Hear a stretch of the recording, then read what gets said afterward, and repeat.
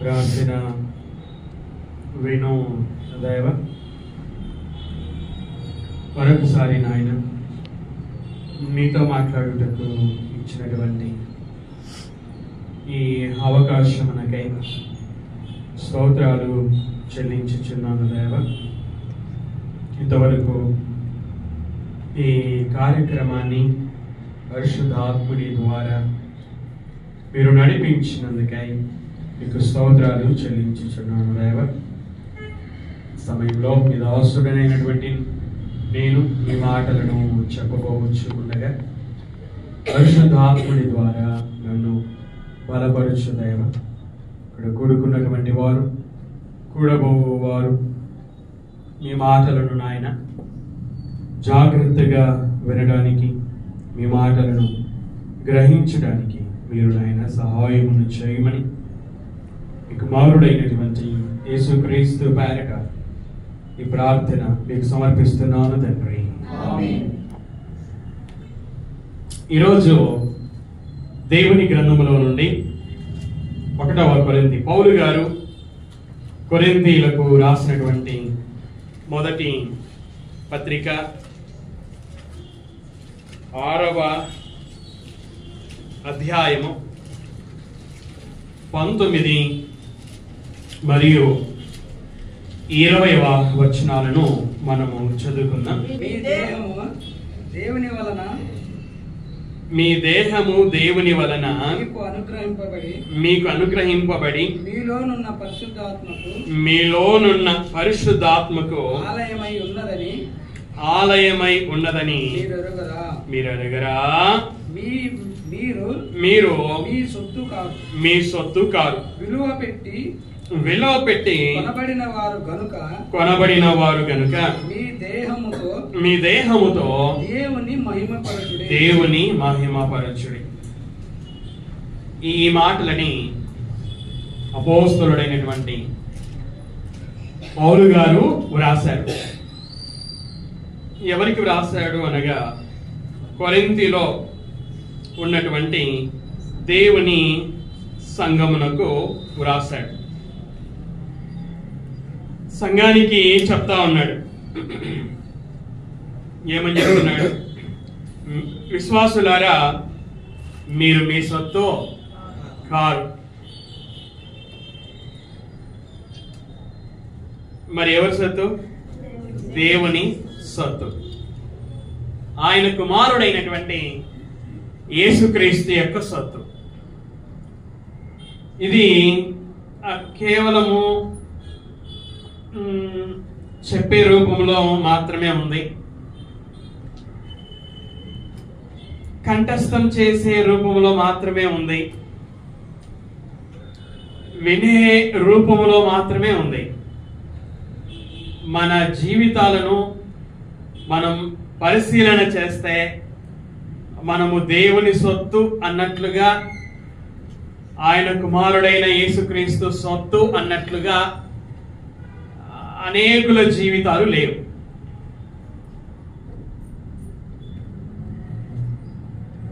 మనము దేవుని సొత్తు అన్నప్పుడు మన బ్రతుకు ఆయన కొరకై ఉండాలి. అయితే దేవుని వాక్యము చెబుతున్నది ఏమిటి అనగా, విశ్వాసులమైనటువంటి మనం మన సొత్తు కాదు. ఎందుకు మన సొత్తు కాదు అంటే, విలువ పెట్టి కొనబడినటువంటి వారు. ఎవరు కొన్నారు? యేసుక్రీస్తు వారు కొన్నారు. దేంతో? ఏమిచ్చి కొన్నాడు? తన అమూల్యమైనటువంటి రక్తం ఇచ్చి కొన్నాడు. ఎవరి కొరకు కొన్నాడు? ఎవరి కొరకు కొన్నాడు? ప్రకటన గ్రంథం 5వ అధ్యాయం 9 మరియు 10 వచనాలు. ప్రకటన గ్రంథము 5వ అధ్యాయము 9 మరియు 10 వచనాలు. ఆ పెద్దలు నీవు ఆ గ్రంథమును తీసుకొని దాని ముద్రలను విప్పుటకు యోగ్యుడవు, నీవు వధింపబడిన వాడవై నీ రక్తమిచ్చి ప్రతి వంశములోను ఆయా భాషలు మాట్లాడు వారిలోను ప్రతి ప్రజలోను ప్రతి జనములోను దేవుని కొరకు అండర్లైన్ చేయండి, దేవుని కొరకు మనుష్యులను కొని యేసుక్రీస్తు వారు కొన్నాడు అట. ఏమిచ్చి కొన్నాడు? తన రక్తం ఇచ్చి కొన్నాడు. ఎవరి కొరకు కొన్నాడు? దేవుని కొరకు కొన్నాడు. కాబట్టి మనం ఎవరికి దాసులం? ఆయనకి దాసులం. ఆయన కుమారుడైనటువంటి యేసుక్రీస్తు వారికి దాసులం. కాబట్టే పరిశుద్ధాత్ముడు పౌలు గారిని ప్రేరేపించి వ్రాయించినటువంటి మాటలు ఏమిటంటే, మీరు మీ సొత్తు కారు విలువ పెట్టి కొనబడిన వారు. అయితే ఏంటి? ఏం చేయాలి? విలువ పెట్టి కొనబడిన వాడనే, కొనబడిన దాననే. అయితే ఏం చేయాలి?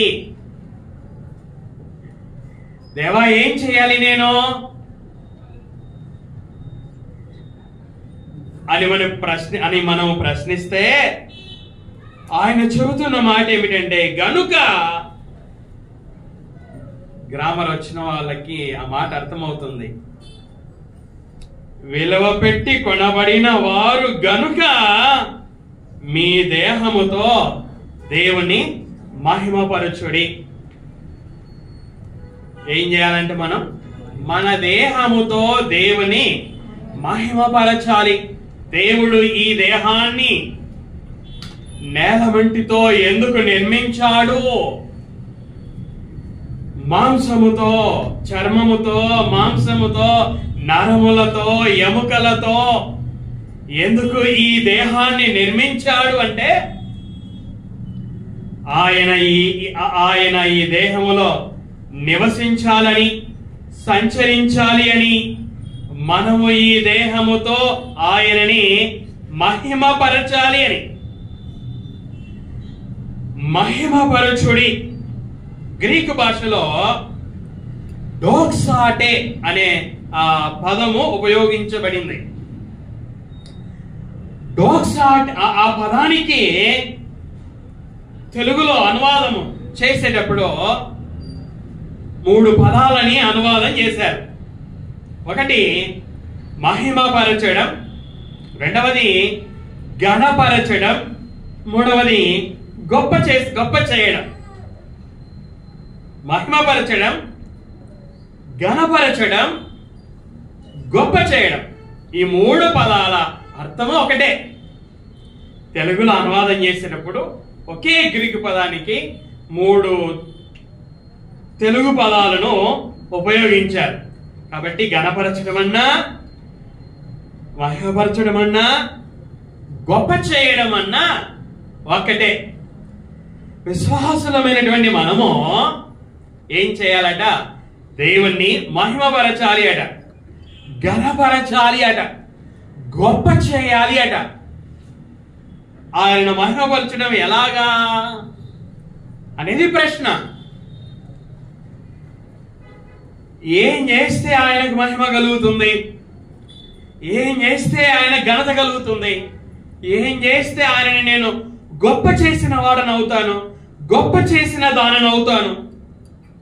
మత్తయి సువార్త 5వ అధ్యాయము 16వ వచనాన్ని మనం చదువుకుందాం. మత్తయి సువార్త 5వ అధ్యాయం 16వ వచనం. మనుషులు మీ సత్క్రియలను చూచి పరలోకమందున్న మీ తండ్రిని మహిమపరచునట్లు వారి ఎదుట మీ వెలుగు ప్రకాశింప నీయుడి. దేవునిని ఎలా మహిమపరచగలమో చదువుకున్నటువంటి వాక్యములో మనకి జవాబు ఉంది. సందర్భాన్ని నేను మీకు వివరిస్తాను. ఇక్కడ యేసుక్రీస్తు వారు మాట్లాడుతూ ఉంటున్నారు. మనం 4వ అధ్యాయము 25వ వచనంలో మనం చదువుకుంటే, గలిలయ, దెకపోలి, యెరూషలేము, యూదయను ప్రదేశముల నుండి, యోర్ధానునకు అవతల నుండి, బహుజన సమూహములు ఆయనను వెంబడించెను. బహుజన సమూహములు యేసుక్రీస్తు వారిని వెంబడిస్తా ఉన్నారు. అప్పుడు ఆయన ఏం చేశాడు? 5వ అధ్యాయం 1వ వచనం. ఆయన ఆ జన సమూహములను చూచి ఏం చేశాడు? కొండ ఎక్కి కూర్చున్నాడు. ఆయన శిష్యులు ఆయన యొద్దకు వచ్చిరి. అప్పుడు ఆయన నోరు తెరిచి ఈలాగు బోధింపసాగాను. ఇక్కడ యేసుక్రీస్తు వారు బోధిస్తా ఉన్నాడు. ఎవరికి బోధిస్తా ఉన్నాడు? బహుజన సమూహానికి బోధిస్తా ఉన్నాడు. ఆయన శిష్యులకి కూడా బోధిస్తా ఉన్నారు. అనేక విషయాలని బోధించారు. 5వ అధ్యాయము, 6వ అధ్యాయము మరియు 7వ అధ్యాయాలలో ఆ కొండ మీద కూర్చొని బోధించిన బోధ ఈ 3 అధ్యాయాలలో వ్రాయబడి ఉంది. కాబట్టి దీన్ని కొండ మీది ప్రసంగము అని పిలవడం మనందరికీ కూడా తెలిసినటువంటి విషయమే.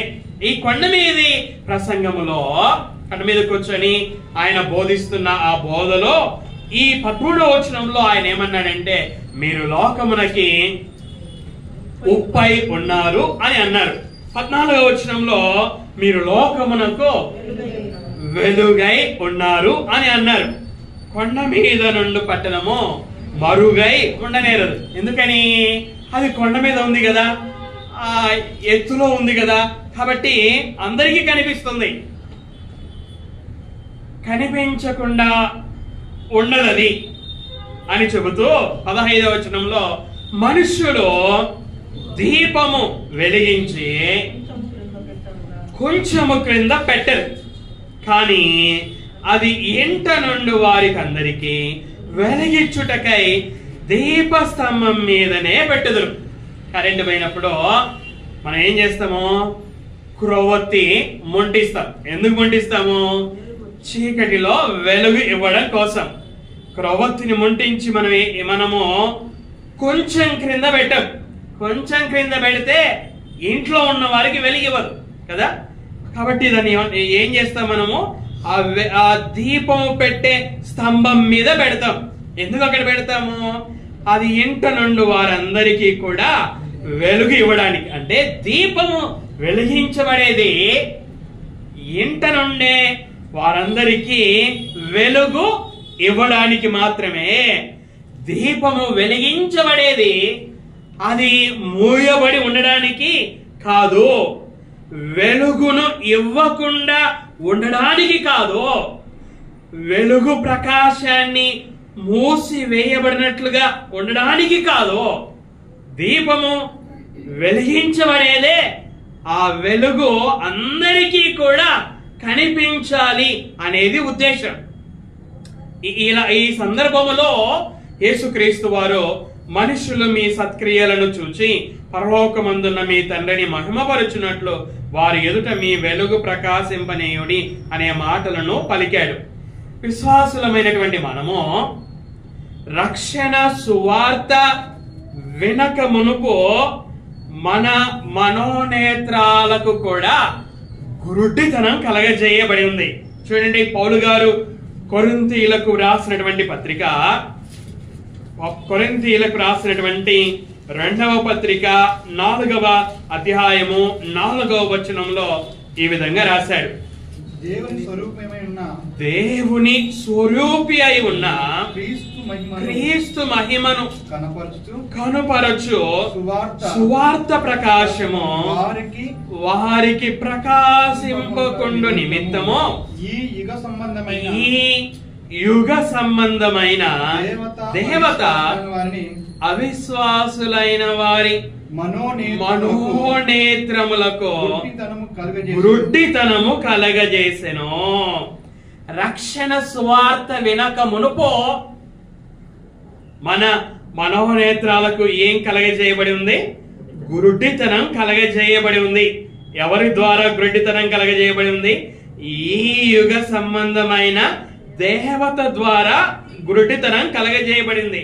అయితే దేవుడు ఏం చేశాడు అనగా మన మనోనేత్రాలని వెలిగించాడు. చూడండి, 17 పౌలు గారు ఎఫెసీయులకు రాసినటువంటి పత్రిక 1వ అధ్యాయము 17వ వచనం. ఈ యుగ సంబంధమైనటువంటి దేవత మన మనోనేత్రాలకి గురుడితనం కలగజేసింది. మరియు అది ఈ యుగ సంబంధమైన దేవత చేసినటువంటి కార్యం. అయితే దేవుడు చేసినటువంటి కార్యము ఏమిటి అనే విషయాన్ని మనం 17వ వచనంలో చూద్దాం. మరియు మీ మనోనేత్రములు ఎఫెసులో ఉన్నటువంటి విశ్వాసులారా, మీ మనోనేత్రములు వెలిగింపబడినందున, చాలండి, వారి మనోనేత్రాలు ఏమయ్యాయట? వెలిగింపబడ్డాయి. ఎలా వెలిగింపబడ్డాయి? 13వ వచనంలో, మీరును సత్యవాక్యమును అనగా మీ రక్షణ సువార్తను విని, దేవుడు పరిశుద్ధాత్ముడి ద్వారా వీరిలో ఏ కార్యము చేశాడు అంటే, పరిశుద్ధాత్ముని ద్వారా వారు సువార్త, ఆ రక్షణ సువార్త వినినప్పుడు ఆ సువార్తను హృదయములో గ్రహించేటట్లుగా పరిశుద్ధాత్ముడి ద్వారా వారి జీవితంలో కార్యం చేశాడు. అలాగ కార్యం చేయడం ద్వారా వారి మనోనేత్రాలు వెలిగింపబడ్డాయి. దేవుడు పరిశుద్ధాత్ముడి ద్వారా మనోనేత్రాలకి గుడ్డితనం కలగజేయబడిన వీరి జీవితాలలో, అంటే వీరి మనోనేత్రాలని వెలిగించాడు.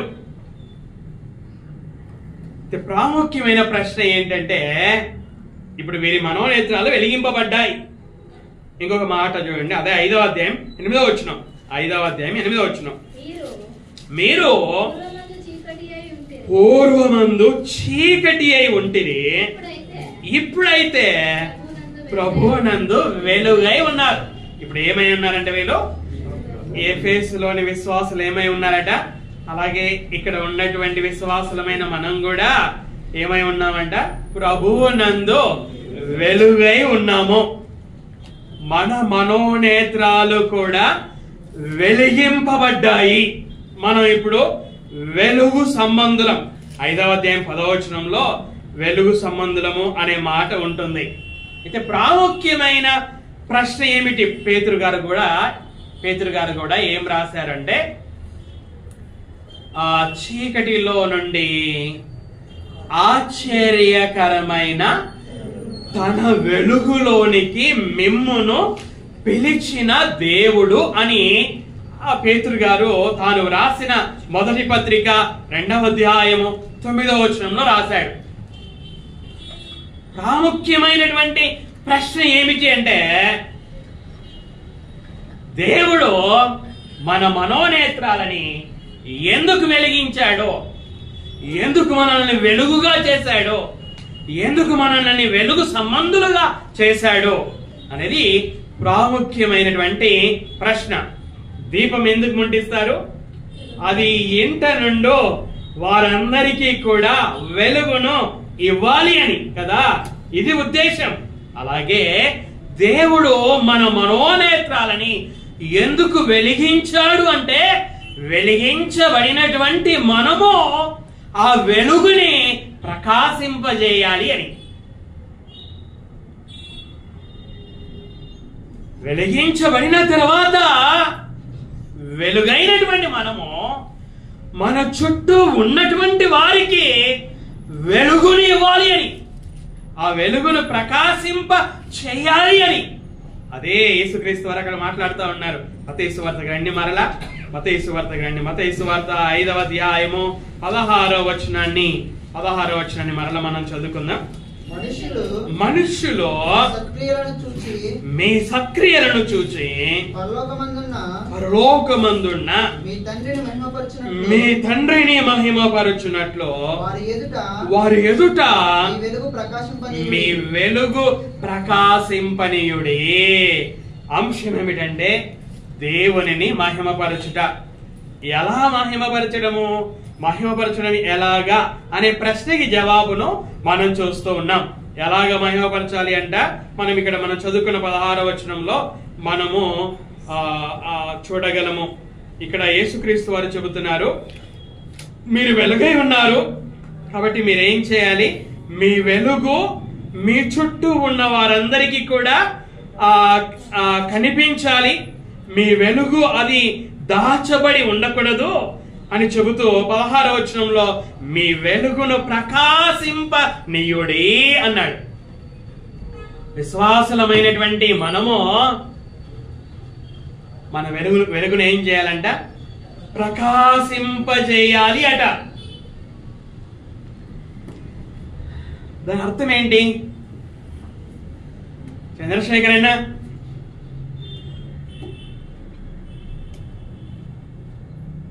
వెలుగై ఉన్నటువంటి మనము మన వెలుగును ప్రకాశింపజేయాలి అట. ఎలా ప్రకాశింపజేసేది? ఎలాగా? మన వెలుగును ప్రకాశింపజేసేది ఎలాగా?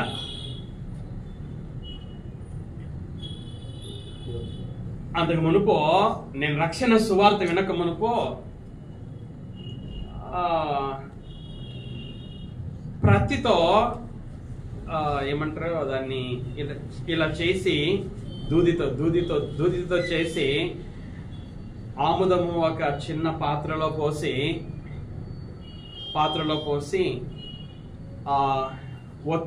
ఒత్తిగా తయారు చేసి ముంటించేవాడిని. అది బాగా మండాలనుకోండి, ఏం చేయాలి? దాంట్లో ఆముదము ఎక్కువగా పోయాలి. ఎక్కువగా ఉంటే అది బాగా వెలుగును ప్రకాశింపజేస్తుంది.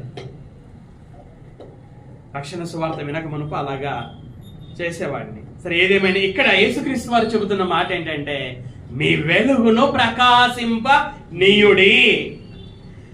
వెలుగును ప్రకాశింపనీయడం ఎలాగా అంటే సత్క్రియలు చేయడము ద్వారా. మనుషులు మీ సత్క్రియలు చూచి పరలోకమందున్న మీ తండ్రిని మహిమపరచునట్లు వారి ఎదుట మీ వెలుగు ప్రకాశింపనీయుడి. దేవుడు మనల్ని వెలిగించింది మన వెలుగు ఎవరికి తెలియకుండా ఉండాలని కాదు. మన వెలుగు మన చుట్టూ ఉన్న వారందరికీ కూడా కనబడాలి అని, మన వెలుగును అందరూ కూడా చూడాలి అని. మన వెలుగును అందరూ ఎలా చూడగలరు అంటే మనము చేసే సత్క్రియల ద్వారా. మనం సత్క్రియలు చేస్తే, మంచి కార్యాలు చేస్తే, మనం చేసే మంచి కార్యాలు మనుషులు చూసి అప్పుడు దేవుణ్ణి ఏం చేస్తారట? మహిమ పరుస్తారు అట. అంటే సత్క్రియలు చేయడం ద్వారా దేవునికి మహిమ కలుగుతుంది. మత్తయి సువార్త 26వ అధ్యాయము, మత్తయి సువార్త 26వ అధ్యాయము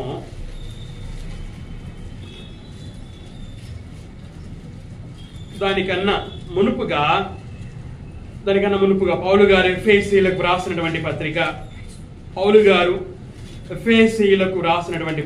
2వ అధ్యాయము 10వ వచనం.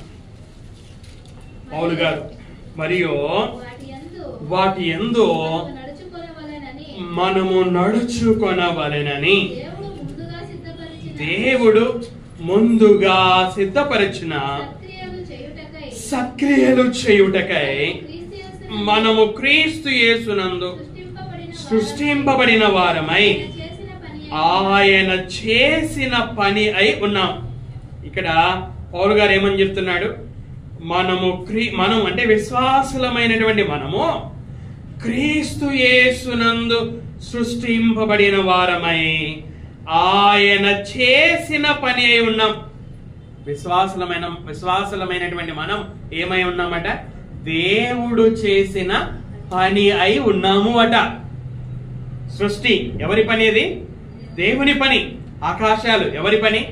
సృష్టిలో భాగమే ఆకాశము. ఈ సృష్టి అంతా కూడా, సృష్టిలో ఉన్నటువంటి మనం కూడా ఆయన చేసిన పని అయి ఉన్నాం.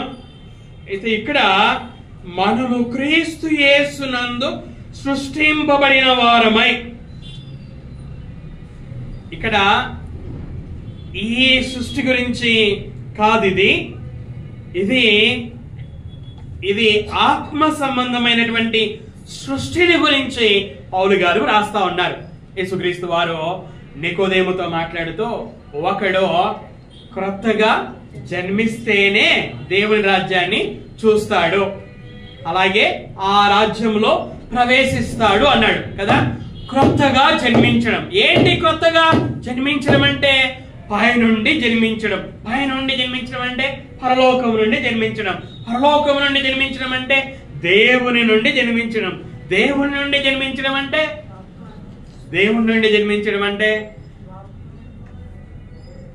ఆయన మాట మూలముగా జన్మించడం. తన్ను ఎందరు అంగీకరించిరో అనగా తన నామమందు విశ్వాసముంచిన వారికి దేవుని పిల్లలగుటకు ఆయన అధికారము అనుగ్రహించెను. ఇలాగ ఎవరైతే యేసుక్రీస్తును అంగీకరించారో అనగా ఆయన నామమందు విశ్వాసం ఉంచారో వారు దేవుని పిల్లలు, వారు దేవుని వలన పుట్టిన వారు. దేవుని వలన పుట్టడం అంటే ఇది, పై నుండి పుట్టడం అంటే ఇది, పరలోకము నుండి పుట్టడం అంటే ఇది, ఆత్మ మూలముగా నీటి మూలముగా పుట్టడం అంటే ఇది. పేతురు గారు తాను రాసినటువంటి మొదటి పత్రికలో 1వ అధ్యాయం 3వ వచనంలో తన విశేష కనికరము చొప్పున మనలను మరలా జన్మింప చేసెను అని రాశాడు కదా. మనలను మరలా జన్మింపజేసెను. దేవుడు మరలా మనల్ని ఆత్మ సంబంధంగా మొదటిసారి తల్లి గర్భం ద్వారా జన్మించాము, రెండవసారి ఆత్మ సంబంధంగా జన్మింపజేశాడు. ఎందుకో యేసుక్రీస్తు నందు మనల్ని నూతన సృష్టిగా మార్చాడు. పౌలు గారు ఏమని రాశాడు? పౌలు గారు తాను రాసినటువంటి 2వ పత్రిక, కొరింథీయులకు రాసినటువంటి 2వ పత్రిక 5వ అధ్యాయం 17వ వచనంలో ఏమని రాశాడు? కాగా ఎవడైనను క్రీస్తునందు ఉన్న ఎడల ఏమని రాశాడు? వాడు నూతన సృష్టి. ఎవరైతే రక్షణ సువార్త విని హృదయములో విశ్వసించి మారు మనస్సు పొంది యేసును ప్రభువని నోటితో ఒప్పుకొని పాప క్షమాపణ కొరకై ఆ పాపాలను దేవుని దగ్గర ఒప్పుకొని దేవా రక్షించు అని ప్రార్థన చేస్తారో, బాప్తిస్మం తీసుకుంటారో వారే దేవుని వలన పుట్టిన వారు, వారే యేసుక్రీస్తునందు నూతనముగా సృష్టింపబడినటువంటి వారు. అయితే ఇక్కడ ప్రశ్న ఏంటంటే, వినండి, ప్రశ్న ఏంటంటే ఇందాక ప్రశ్న వేసుకున్నాం. దేవుడు మనోనేత్రాలను ఎందుకు వెలిగించాడు అంటే, వెలిగించబడినటువంటి మనం, వెలుగై ఉన్నటువంటి మనం మన చుట్టూ ఉన్న వారిని వెలిగించడానికి అని మనం జ్ఞాపకం చేసుకున్నాం. ఇక్కడ కూడా ఎందుకు మనల్ని దేవుడు మరలా జన్మింపజేశాడు అంటే, ఇక్కడ పౌలు రాస్తున్నాడు, దేవుడు ముందుగానే సత్క్రియలను సిద్ధం చేశాడంట. నేను నా కుమారుడైన యేసుక్రీస్తు ద్వారా నూతన జన్మను ప్రజలకు ఇవ్వబోతున్నాను. వారు నూతన జన్మ పొందుకున్న తర్వాత వారు ఈ సత్క్రియలు చేయాలి అని దేవుడు ముందుగానే సిద్ధపరిచాడట. కాబట్టి దేవుడు మనకి మరలా నూతన జన్మని ఎందుకు ఇచ్చాడు అంటే, మనము ఆయన ముందుగా సిద్ధపరిచిన సత్క్రియలు చేయడానికి. రెండు ప్రాముఖ్యమైన విషయాలని నేను మరలా జ్ఞాపకం చేస్తున్నాను. దేవుడు మన మనోనేత్రాలను వెలిగించింది సత్క్రియలు చేస్తూ మన వెలుగును ప్రకాశింపజేయడానికి. మనకు నూతన జన్మనిచ్చింది కూడా ఆయన ముందుగా సిద్ధపరిచిన సత్క్రియలు చేయడానికి. బైబిలులో సత్క్రియలు చేసినటువంటి వారు ఉన్నారు. వారిలో ఒకరిని మనం జ్ఞాపకం చేసుకుందాం. చూడండి, మత్తయి సువార్త 26వ అధ్యాయం, మత్తయి సువార్త 26వ అధ్యాయము 10వ వచనం. మత్తయి సువార్త 26వ అధ్యాయం 10వ వచనం. అందరూ తీయండి. దేవునిని మహిమపరచాలి. ఎలా మహిమపరచాలి పాస్టర్ గారు? నేను దేవునిని నా దేహముతో ఎలా మహిమపరచాలి అనే ప్రశ్నకి జవాబు, మన వెలుగును ప్రకాశింపజేయడం ద్వారా. మన వెలుగును ప్రకాశింపజేయడం ఎలాగా? సత్క్రియలు చేయడం ద్వారా. ఏవి సత్క్రియలు? ఇక్కడ ఒకరు సత్క్రియ చేశారు. ఆ సత్క్రియ ఏమిటో మనం చూద్దాం. 10వ వచనం. యేసు ఆ సంగతి తెలుసుకొని ఈ స్త్రీ నా విషయమై ఒక మంచి కార్యము చేసెను, ఈమెను మీరేలా తొందర పెట్టుచున్నారు. చాలండి, అక్కడ యేసుక్రీస్తు వారు మాట్లాడుతూ ఉన్నారు. ఎవరితో మాట్లాడుతున్నారు? శిష్యులతో మాట్లాడుతున్నారు. ఎవరి గురించి మాట్లాడుతున్నారు? ఒక స్త్రీ గురించి మాట్లాడుతున్నాడు. ఏమని మాట్లాడుతున్నాడు ఆ స్త్రీ గురించి? ఆ స్త్రీ గురించి ఏమని మాట్లాడుతున్నాడంటే, ఈ స్త్రీ నా విషయమై ఒక మంచి కార్యము చేసెను. మంచి కార్యం అన్నా సత్క్రియ అన్నా ఒకటే. ఈ స్త్రీ మంచి కార్యం చేసిందంట. ఎవరి ఎడల మంచి కార్యం? యేసుక్రీస్తు ఎడల మంచి కార్యం. ఇంతకీ ఏం పేరు ఈ స్త్రీ పేరు? ఈ స్త్రీ పేరు ఏం పేరు? పైన ఆదివారం అనుకుంటా పాట పాడారు కదా, ఆ భోజన పంక్తిలో సీమోను ఇంటిలో అభిషేకము చేసింది అత్తరుతో యేసయ్యను కదా, ఆ పాట పాడారు కదా పైన ఆదివారము. ఈ స్త్రీ పేరు, ఈ యొక్క సంఘటనని మత్తయి రాశాడు, మార్కు రాశాడు, అలాగే యోహాను గారు కూడా రాశారు. మత్తయిలో స్త్రీ పేరు మనకు కనిపించదు, మార్కులో స్త్రీ పేరు మనకు కనిపించదు. యోహాను సువార్తకు వస్తే ఆ స్త్రీ పేరు మనకు కనిపిస్తుంది. ఆ స్త్రీ పేరు మరియా. యోహాను సువార్త 12వ అధ్యాయము 1 నుంచి 3 వరకు నేను మీకోసం చదివి వినిపిస్తాను. కాబట్టి యేసు తాను మృతులలో నుండి లేపిన లాజరు ఉన్న బేతనియకి పస్కా పండుగకు 6 దినములు ముందుగా వచ్చెను. అక్కడ వారు ఆయనకు విందు చేసిరి. మార్త ఉపచారము చేసెను. లాజరు ఆయనతో కూడా భోజనమునకు కూర్చున్న వారిలో ఒకడు. అప్పుడు మరియా మిక్కిలి విలువగల అచ్చ జటామాంసి అత్తరు అను 1 సేరున్నర ఎత్తు తీసుకొని యేసు పాదములకు పూసి తన తల వెంట్రుకలతో ఆయన పాదములు తుడిచెను. ఇల్లు ఆ అత్తరు వాసనతో నిండెను. ఇక్కడ ఆ స్త్రీ పేరు మరియా అని వ్రాయబడి ఉంది. మరియా ఏం చేసిందంట? యేసుక్రీస్తు ఎడల ఒక మంచి కార్యం చేసింది. ఏంటి ఈమె చేసిన మంచి కార్యం? ఏంటి అంటే, యేసుక్రీస్తు యొక్క శరీరాన్ని ఆయన చనిపోక మునిపే అభిషేకించింది. దేనితో అభిషేకించిందంట? అత్తరు బుడ్డితో, అత్తరుతో. మార్కు రాస్తాడు. మార్కు ఏమని రాస్తాడంటే, మిక్కిలి విలువగల అచ్చ జటామాంసి అత్తరు అని రాశాడు. మిక్కిలి విలువైన అచ్చ జటామాంసి అత్తరుతో అభిషేకించింది. ఆయన ఇంకా ప్రాణముతోనే ఉన్నాడు. ఆయన మరణించలేదు, సమాధి చేయబడలేదు. కానీ ఆమె అవి జరగక మునిపే యేసుక్రీస్తు యొక్క శరీరాన్ని అభిషేకించింది అత్తరుతో. మిక్కిలి విలువైన అచ్చ జటామాంసి అత్తరుతో అభిషేకించింది. దీనిని యేసుక్రీస్తు వారు శిష్యులు తప్పుగా అర్థం చేసుకున్నారు. కానీ యేసుక్రీస్తు వారు ఏమన్నారు? ఆమె చేసిన కార్యాన్ని మంచి కార్యము అని అన్నాడు. శిష్యులు తప్పుగా అర్థం చేసుకున్నారు అని నేను చెప్పాను. అయితే ఈ మంచి కార్యాన్ని ఆమె ఎలా చేసిందంట చూడండి. మార్కు సువార్త 14వ అధ్యాయము 8వ వచనం. మరియా యేసుక్రీస్తు విషయమై మంచి కార్యం చేసింది. ఆ మంచి కార్యాన్ని ఎలా చేసింది? చదువు విజయ్. ఈమె తన శక్తి కొలది చేసి నా భూస్థాపన నిమిత్తము నా శరీరమును ముందుగా అభిషేకించెను. ఈ మంచి కార్యాన్ని ఎలా చేసిందంటే ఈమె, సహోదరి మనలారా, ఒక సహోదరి చేసిన మంచి కార్యాన్ని మన జ్ఞాపకం చేసుకొని వచ్చున్నాం. కాబట్టి సహోదరి మనలో నేనేం చేయగలను అని మీరు అనుకోకూడదు. మీరు చేయగలరు. మరియ మీ వంటి ఒక స్త్రీయే ఏం చేసింది? యేసుక్రీస్తు ఎడల ఒక మంచి కార్యం చేసింది. ఆ మంచి కార్యాన్ని ఎలా చేసిందంట? తన శక్తి కొలది చేసింది. ఏంటి ఈమె శక్తి?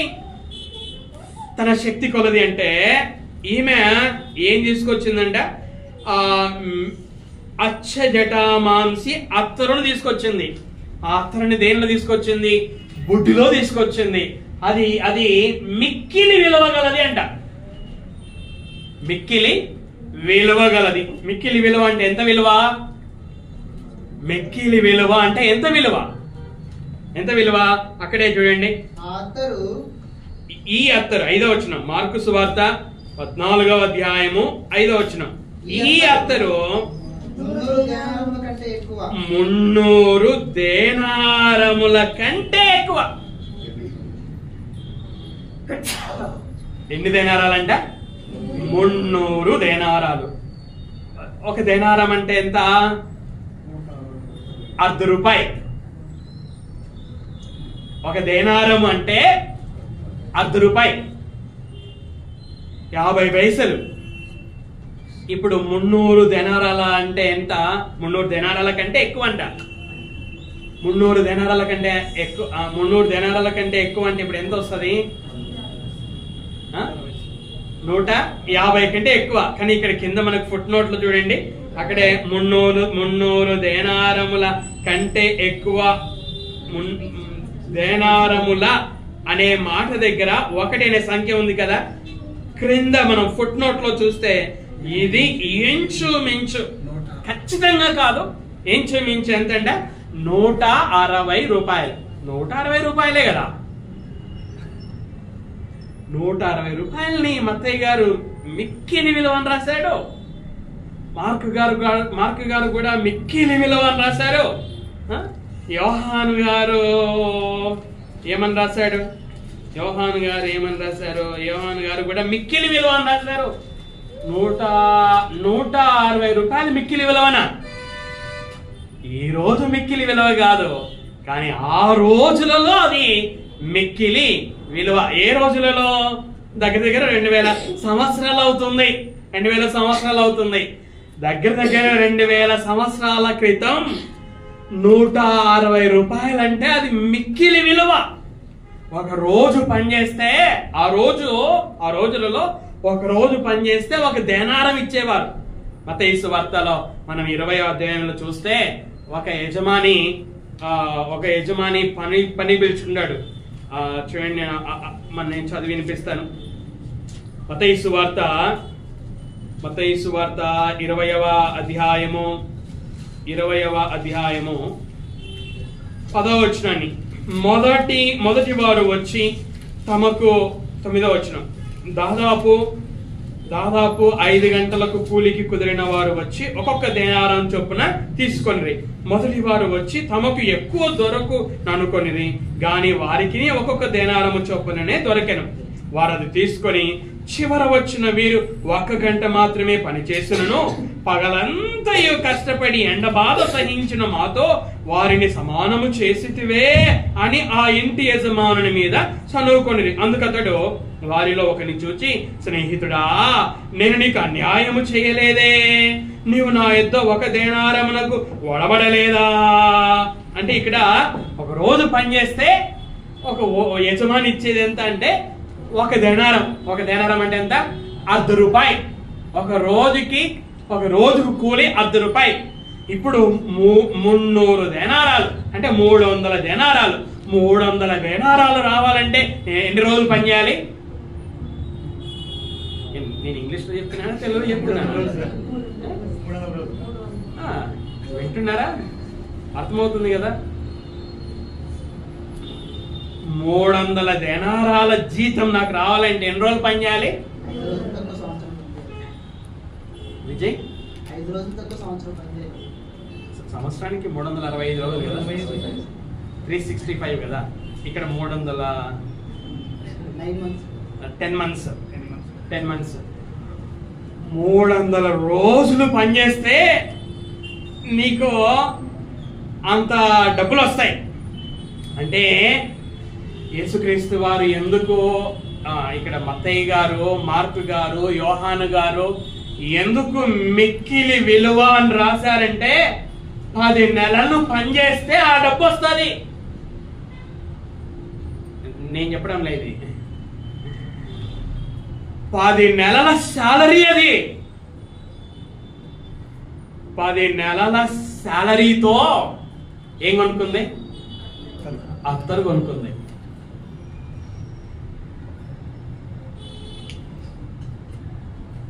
రెండు నెలలు వేసుకుంటే సంవత్సరం శాలరీ. 10 నెలల శాలరీతో అత్తరు కొనుక్కుంది. ఎవరి కోసం? యేసుక్రీస్తు కోసం. యేసుక్రీస్తును ఏం చేయాలని? అభిషేకం చేయాలి అని. భూస్థాపన నిమిత్తము ఆయన శరీరాన్ని ముందుగా అభిషేకం చేయాలి అని.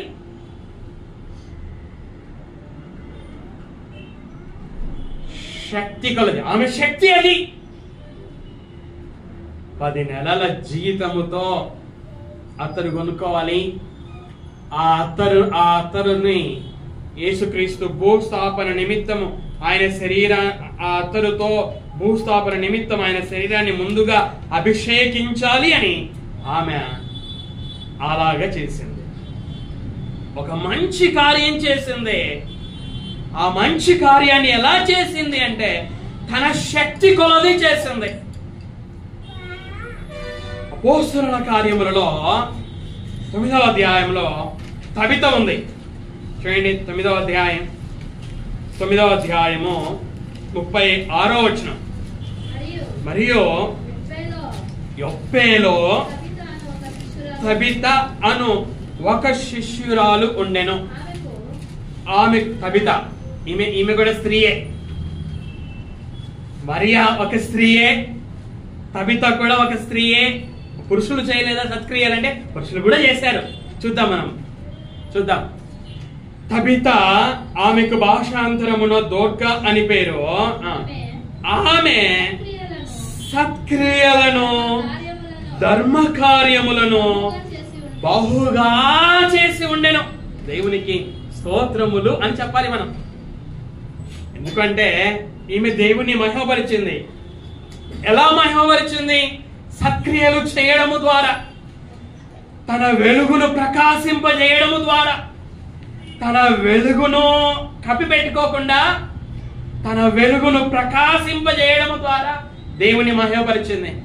ఎలా తన వెలుగును ప్రకాశింపజేసింది? బహుగా సత్క్రియలు చేయడం ద్వారా. ఏంటి ఇంతకు ఈమె చేసిన సత్క్రియలు? ఈమె ఒక టైలర్. ఈమె ఏం చేసేది? బట్టలు కుట్టేది. బట్టలు కుట్టి ఏం చేసింది? విధవరాండ్రకి ఇచ్చింది. అది మంచి కార్యమా అంటే మంచి కార్యమే. దేవుడు అన్నాడు, తండ్రి అయిన దేవుడు తన మాటలలో ఏమని రాయించాడంటే, తండ్రి అయిన దేవుని ఎదుట పవిత్రమును నిష్కలంకమైన అంటే కలంకము లేని భక్తి ఏదంటే విధవరాండ్రను వారి ఇబ్బందిలో పరామర్శించడం, దిక్కులేని పిల్లలను వారి ఇబ్బందిలో పరామర్శించడం. ఇక్కడ ప్రత్యేకంగా ఈ తబిత ఏం చేసింది? విధవరాండ్రకి, అంటే డబ్బున్న విధవరాండ్రకి కాదు, డబ్బున్నటువంటి విధవరాండ్రకి కాదు, డబ్బు లేనటువంటి, ఒక మాటలో చెప్పాలంటే అక్కరతో ఉన్నటువంటి విధవరాండ్రకి వస్త్రాలను కుట్టించింది. మన దేహానికి వస్త్రాలు కావాలా? ప్రాణానికి ఆహారం నీరు కావాలా? దేహానికి వస్త్రాలు కావాలా? యేసుక్రీస్తు ద్వారా ఇదే విషయాలను చెప్పాడు కొండ మీద ప్రసంగంలో. ఏమి తిందుమో ఏమి త్రాగుదుమో అని మీ ప్రాణమును గూర్చేయనను, ఏమి ధరించుకుందుమో అని మీ శరీరమును గూర్చేయనను చింతింపకుడి. ఇవన్నీ మీకు కావాలని పరలోకపు తండ్రికి తెలుసు అని. అంటే ఇవి మనకు కావాలి. ఆహారం నీరు ప్రాణానికి కావాలి, దేహానికి వస్త్రాలు కావాలి. కాబట్టి దేహానికి కావలసిన వస్త్రాలు ఎవరికైతే, ఏ విధవరాండ్రైతే అక్కర కలిగి ఉన్నారో ఆ విధవరాండ్రకి వస్త్రాలు కుట్టించింది. ఇది అలాగే ఎన్ని చేసిందంట? బహుగా చేసెను, సత్క్రియలను ధర్మకార్యాలను బహుగా చేసి ఉండెను. ఆమె టైలర్, ఆమె శక్తి అది కనుక తనకున్న పనితో అలాగే వస్త్రాలు కుట్టించి విధవరాండ్రకి ఇచ్చింది, అలాగే దేవునిని మహిమపరిచింది. పేతురు అన్నారు కదా, పేతురు గారు వారు దేవాలయానికి వెళ్తా ఉన్నారు. దేవాలయానికి వెళ్తా ఉంటే ఒక కుంటివాడు అక్కడ భిక్షం ఎత్తుకొని వచ్చి ఉన్నాడు. భిక్షం అడిగాడు. పేతురు యోహాను దగ్గర ఏమైనా దొరుకుతుందని చూశాడు. అప్పుడు పేతురు యోహాను ఏమన్నారు? వెండి బంగారములు మా యొద్ద లేవు గాని మాకు కలిగి ఉన్నదే మేము మీకు ఇస్తున్నాము అని చెప్పాడు. మాకు కలిగి ఉన్నదే మేము ఇస్తా ఉన్నాం. నేను నొక్కి చెప్తున్నాను ఈ మాట. మాకు కలిగి ఉన్నదే మేము ఇస్తున్నాం. మాకేం కలిగి ఉంది? యేసుక్రీస్తు నామమున నిన్ను బాగు చేసే అధికారం మేము కలిగి ఉన్నాం కనుక మా దగ్గర అది ఉంది, దాంతో నీ జీవితాన్ని మేము బాగు చేస్తున్నాం అని వాళ్ళు స్వస్థపరిచారు. మరియా తన శక్తి కొలది ఒక సత్క్రియను చేసింది యేసుక్రీస్తు విషయంలో. తబిత టైలర్ కనుక ఆమె చేతిలో పని ఉంది కనుక విధవరాండ్రకి వస్త్రాలు కుట్టి ఇచ్చింది. పేతురు గారు ఆత్మ సంబంధమైన ఒక మంచి కార్యం చేశారు కుంటి వారి ఎడల. అంటే వీరందరూ కూడా వీరి శక్తి కొలది చేశారు. ఈ విధంగా దేవునిని మహిమపరిచారు. మనోనేత్రాలు వెలిగింపబడిన తర్వాత వారి వెలుగును కప్పుకోలేదు, కానీ వారి వెలుగును ఏం చేశారు? ప్రకాశింపజేశారు. వారి చుట్టూ ఉన్న వారందరి ఎదుట ప్రకాశింపజేశారు, వెలుగునిచ్చారు. సత్క్రియలు చేసి వెలుగును ప్రకాశింపజేశారు, దేవునిని మహిమపరిచారు. కాబట్టి ఈరోజు దీని ద్వారా మనం నేర్చుకోవాల్సినటువంటి పాఠములు ఏమిటి అనగా, మనము వచ్చే నెలలో మీటింగ్స్ మనము పెట్టుకోవచ్చు అంటూ ఉన్నాం కదా. 15, 16 మరియు 17 తేదీలలో మీటింగ్స్. కాబట్టి ఆ మీటింగ్స్లలో ఒక్కొక్క పూట ఒకరు నడిపించబోతున్నారు, ఒక పూట ఒకరు నడిపించబోతున్నారు. అలాగా శుక్రవారం ఉదయం ఒకరు, రాత్రి ఒకరు, శనివారం ఉదయం ఒకరు, శనివారం మధ్యాహ్నం ఒకరు, ఆదివారం ఉదయం ఒకరు, ఆదివారం మధ్యాహ్నం ఒకరు, ఆ విధంగా నడిపించబోతున్నారు. లీడ్ చేయబోతున్నారు. పాటలు సిద్ధపడుతూ ఉన్నారు. కాబట్టి మీరు ఈ పనులు ఎవరి కోసం చేస్తున్నారు? నా కోసం కాదు. ఎవరి కోసం? దేవుని కోసం. నేను కూడా ఎవరి కోసం చేస్తున్నాను? దేవుని కోసమే. మనందరం ఎవరి కోసం చేస్తున్నాం? దేవుని కోసమే. పని ఎవరిది? దేవునిది. పని దేవునిది. కాబట్టి మనము చేసే పని మంచి పనే, చెడ్డ పనే? మంచి పని. కాబట్టి దేవుని కొరకు చేసే మంచి పనిని మనం ఎలా చేయాలి? శక్తి కొలది చేయాలి. ఎలా చేయాలి? శక్తి కొలది చేయాలి. నువ్వు లీడ్ చేస్తున్నావా? నీ శక్తి కొలది చేయి. పాటలు సిద్ధపడుతున్నావా? శక్తి కొలది పాటలు సిద్ధపడు. మెసేజ్ సిద్ధపడుతున్నావా? మొదటి మెసేజ్ నరసింహ చెప్పాడు కదా, అలాగే రాబో దినాలలో మొదటి మెసేజ్ మీరు చెప్పబోతున్నారా? శక్తి కొలది నువ్వు సిద్ధపడు. స్తుతులు చెల్లిస్తున్నావా? శక్తి కొలది హృదయపూర్వకంగా స్తుతులు చెల్లించు. యెహోవాను స్తుతించుట, వాక్యం రావాలి మనకి. యెహోవాను స్తుతించుట చెడ్డదా మంచిదా? మంచిది, మంచి కార్యం. కాబట్టి శక్తి కొలది స్తుతులు చెల్లించు. సువార్త, రొట్టె ద్రాక్షరసంలో పాలు పంపులు పొందబోచున్నావా? సువార్త ప్రకటించాలి. అది సత్క్రియ. సువార్త ప్రకటించడం సత్క్రియ. దాన్ని నువ్వు ఎలా చేయాలి? శక్తి కొలది చేయి. కానుకలు ఎలాగా? నీ శక్తి కొలది ఇవ్వు. సమయం 3 రోజుల మీటింగ్స్ ఎవరి కోసం? మనందరి కోసం. కాబట్టి ఎవరు అందుబాటులో ఉండాలి? అందరము అందుబాటులో ఉండాలి. మన సొంత కార్యానికే మనం సెలవులు తీసుకుంటున్నామా? తీసుకోవడం లేదా?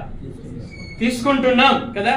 మన ఇంట్లో ఒక శ్రీమంత కార్యక్రమమైనా సెలవు తీసుకుంటాం, ఒక పెళ్లి అయినా సెలవు తీసుకుంటాం.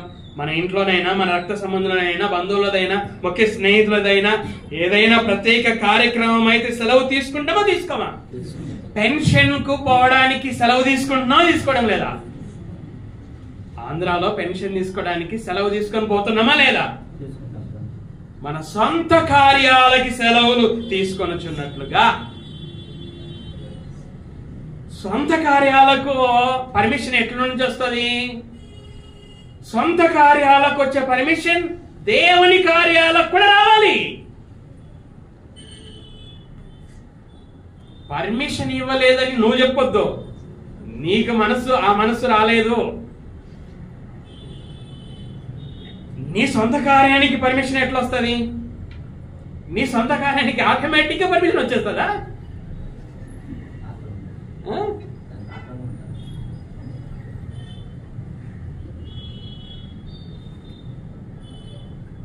కాబట్టి న్యాయంగా ఇది మన సంఘం, నేను సంఘములో సభ్యురాలను కనుక ఇది నా కార్యం, ఇది దేవుని సంఘ సభ్యునిగా ఇది నేను చేయాలి అని సంవత్సరానికి కేవలము 3 రోజులు మాత్రమే.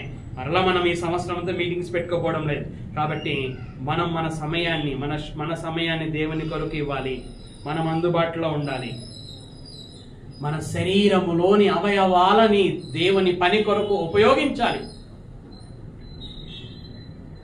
డయాబెటీస్ ఉన్నవాళ్ళు, తెలుగులో మధుమేహం కదా,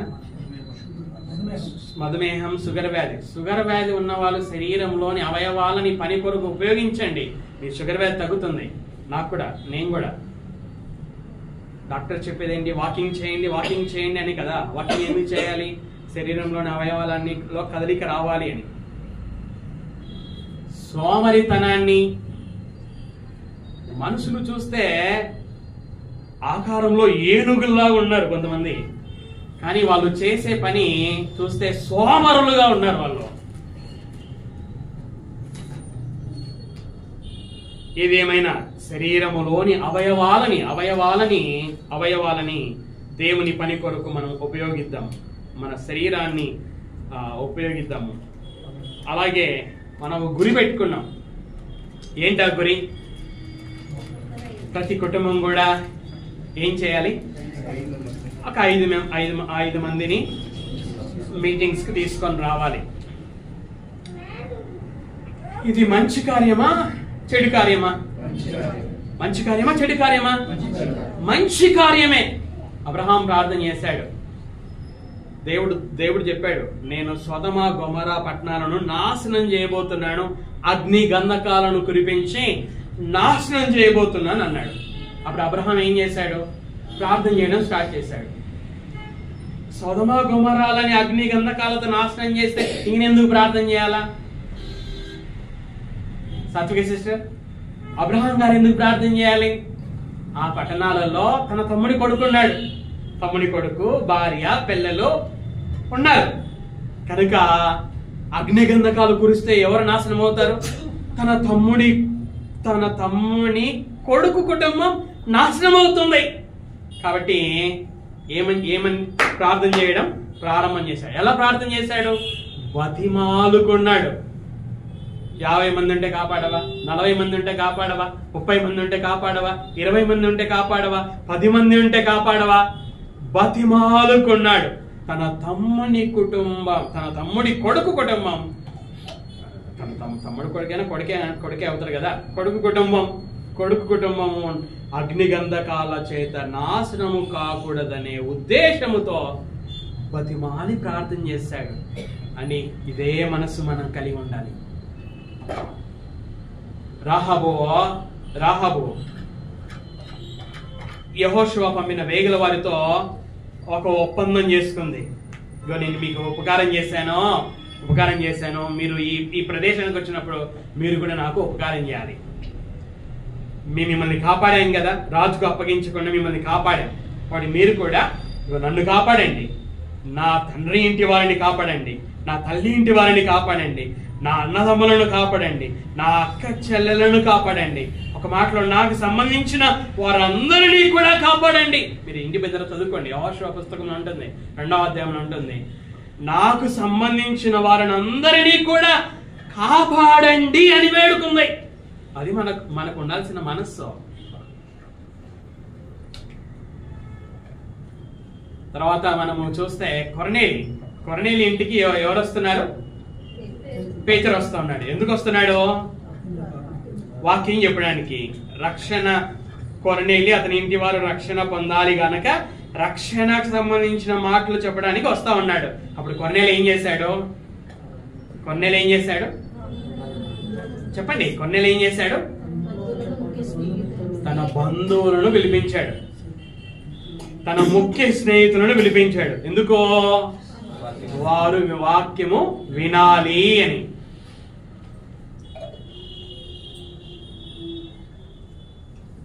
పౌలు గారు రాశారు, ఇశ్రాయేలీయులు రక్షణ పొందవలెనని నా హృదయాభిలాష, వారి కొరకు నేను దేవునికి చేయు ప్రార్థన అయి ఉన్నది అని రాశాడు. నా రక్త సంబంధులకు రోషం పుట్టించాలని నా పరిచర్యను ఘనపరుస్తున్నాను అని పౌలు గారు రాయడాన్ని మనం చూస్తాం.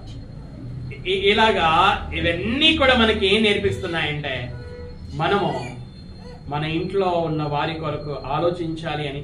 మన రక్త సంబంధులు, బంధువులు, ముఖ్య స్నేహితులు కేవలం మన కోసం మాత్రమే కాకుండా, రక్త సంబంధులు, బంధువులు, ముఖ్య స్నేహితులు, వీరి గురించి కూడా మనం ఆలోచించాలి అని దేవుని వాక్యం మనకు సెలవిస్తుంది. క్రీస్తు వంటి మనస్సు. ఏంటి క్రీస్తు వంటి మనస్సు? క్రీస్తు వంటి మనస్సు అంటే యేసుక్రీస్తు వారు తన కొరకు చనిపోవడానికి వచ్చాడా? మన కొరకు చనిపోవడానికి వచ్చాడా? మన కొరకు చనిపోవడానికి వచ్చాడు కదా. కాబట్టి మనం మన సొంత కార్యాలనే కాకుండా దేవుని కార్యాలను చేయువారమై ఉండాలి. కాబట్టి ఒకే ఒక మాట చూసుకుని మనం ముగించుకుందాం. ప్రసంగి గ్రంథం 9వ అధ్యాయం 10వ వచనం. 9వ అధ్యాయం 10వ వచనం. అందరూ తీయండి.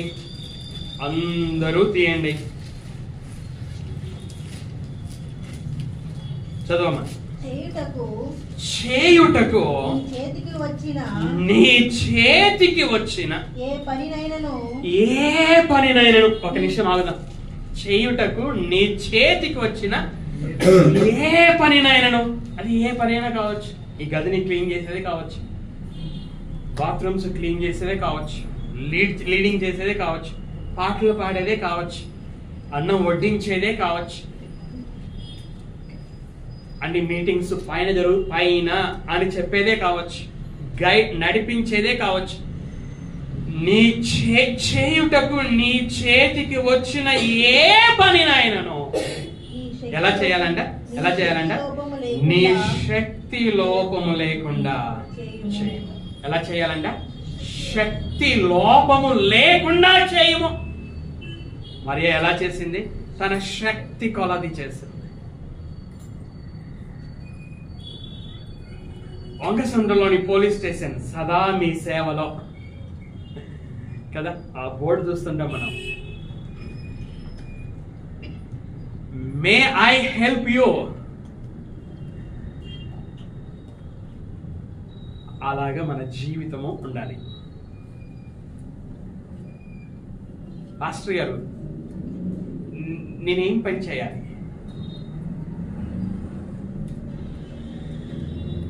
ఎలా సహకరించాలి అని అడిగేవారుగా సంఘమంతా కూడా ఉండాలి. దేవునిని మహిమపరచాలి. యేసుక్రీస్తు వారు తన రక్తంతో మనల్ని కొన్నాడు కనుక మన సొత్తు కాదు. ఎవరి సొత్తు? దేవుని సొత్తు. దేవుని దాసులం, ఆయన కుమారుడైన క్రీస్తు దాసులం. కాబట్టి మనం ఏం చేయాలి? ఆయనను మహిమపరచాలి. ఎలా మహిమపరచాలి? మన వెలుగును ప్రకాశింపజేయడం ద్వారా. మన వెలుగును ఎలా ప్రకాశింపజేయాలి? సత్క్రియలు చేయడం ద్వారా. సత్క్రియలు చేయడం కొరకు దేవుడిచ్చిన ఈ శరీరములోని అవయవాలని ఉపయోగిద్దాం. కాబట్టి మీటింగ్స్ కొరకు మాత్రమే కాదు, దేవుడు మనకు ఎంత ఆయుష్నైతే ఇస్తాడో అంత ఆయుష్ వరకు మనము జీవించాల్సిన జీవితం ఇది. దేవుడు మనల్ని చేసిందే ఆయన మహిమ కొరకు చేసుకున్నాడు కనుక ఆయనను మహిమపరుస్తూ మనము జీవింపవలసినటువంటి వారమై ఉన్నాం. ప్రార్థన చేసుకుందాం.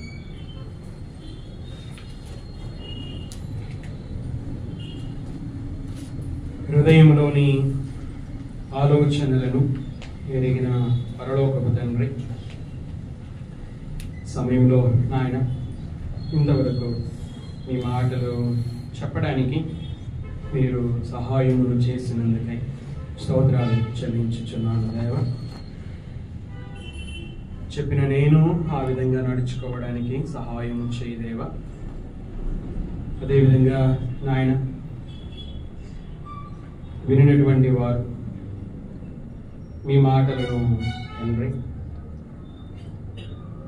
హృదయంలో భద్రం చేసుకొని ఆ మాటల ప్రకారంగా నడుచుకోవడానికి సహాయమును చేయదేవా. ముందున్న కార్యక్రమాన్ని కూడా పరిశుద్ధాత్ముల ద్వారా నడిపించమని కుమారుడైన యేసుక్రీస్తు పేరట మిమ్మల్ని అడుగుచున్నాను.